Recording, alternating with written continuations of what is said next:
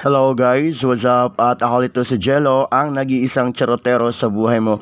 At sumakay nga ako guys ng tricycle kasi nga pupunta tayo sa may Santo Niño Church at nakita ko nga na medyo matraffic na at nag-decide na lang ako na bumaba at syempre maglalakad na lang nga tayo. At shortcut na nga ako guys dito papunta sa malapit sa may shop ng kapatid ko at dahil nga halos magkaratig lang naman yung simbahan dyan. At yan nga pala guys ay makikita sa may C5 Road. At kung hindi kayo familiar dyan, basta papunta siyang Hagunoy at ang labas nun ay C6. Oh, gets mo na? Charot lang po. At ito nga guys, sabi ko nga pupunta muna ako saglit sa shop ng kapatid ko kasi nga uhugasan ko muna yung sapatos ko at sobrang dumi naman at medyo maulan-ulan pa nga ng panahon na yun. Ayun no. And after ko nga dyan, andito na ako sa may simbahan at baka nga malate pa ako. Pero sabi naman ng kumpare ko ay second batch daw kami kaya ayun, medyo kampante na rin ako. At first time ko rin dito guys sa simbahan na to at napanghanga ako at sobrang laki. At the same time, napakarami talagang tao at unlike nga sa may tenement naman ay kukonti lang yung tao dun guys kapag nagpapabinyag.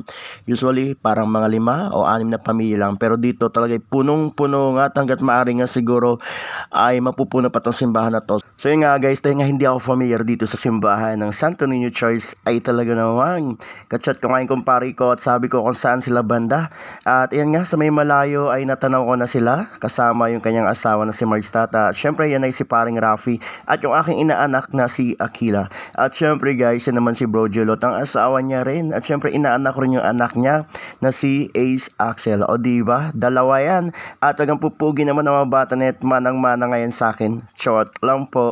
At ayun nga guys, after nga ng ilang oras ay natapos na yung fresh bath so syempre kailangan mag-prepare kasi nga kailangan na kaming tawagin dyan by number para naman pumasok sa loob ng simbahan. At nakapreso na nga kami dyan at isa-isa nga rin yung pupuntahan daw ni Father yung mga babies para naman lagyan ng krus sa kanilang noo. At yan nga ang unang pagtanggap nila bilang Kristiyano at syempre ang unang sakramento natin ay ang pagbibinyag. O diba, alam nyo ba yon?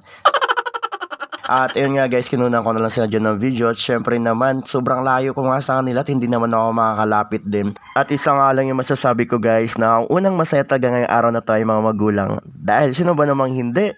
At yung kanilang anak nga ay isa ng ganap na Kristiyano. At ayan nga, dalawa nga yung kandila ko dyan kasi nga dalawa rin nga yung inaanak ko.